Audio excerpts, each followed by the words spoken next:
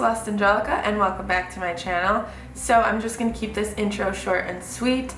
Welcome to the very first Halloween tutorial of the season from me. If you're interested in seeing how to become a floating head, then keep on watching.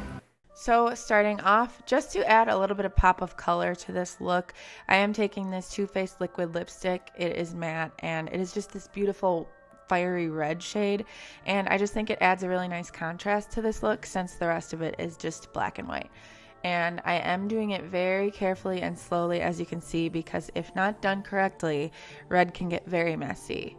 Then taking this NYX Jumbo eye pencil in the shade Milk, I'm just starting to trace out the line of sort of the cut through the throat or the neck where your head's going to be decapitated.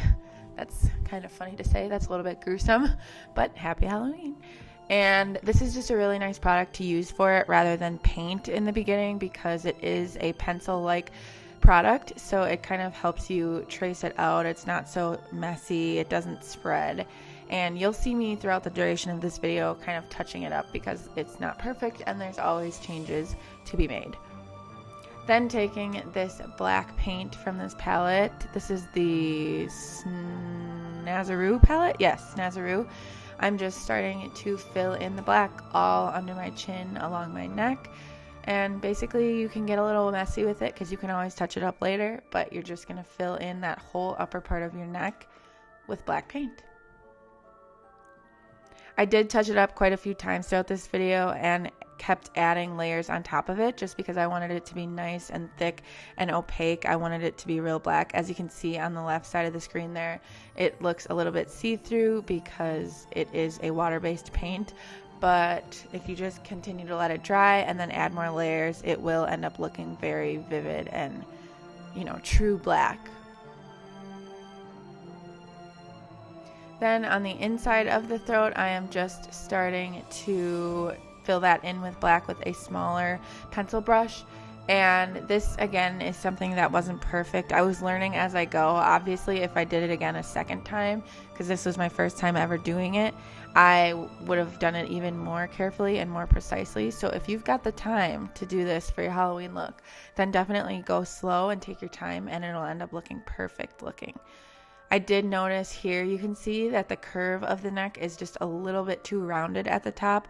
So I do go in and start to kind of touch that up and make it a little bit more realistic looking, because you want it obviously to look like a genuine cut. You want it to look like your head is floating in the air.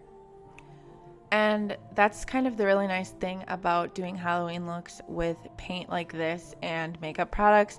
Things can always be erased, things can always be touched up, things can always be fixed, things can always be redone. So kind of just take your time with it. As you can see on the left side of the screen, my shoulder is a little bit messy and I should have taken more time to do it like a straight line to make sure it was really precise and sharp, because then it would look more realistic as if that is where my arm and shoulder starts. So just note that when you're doing this, that you want it to be as precise and sharp as possible. I was doing this very early in the morning though, so give me some credit. And voila, you have yourself a floating head.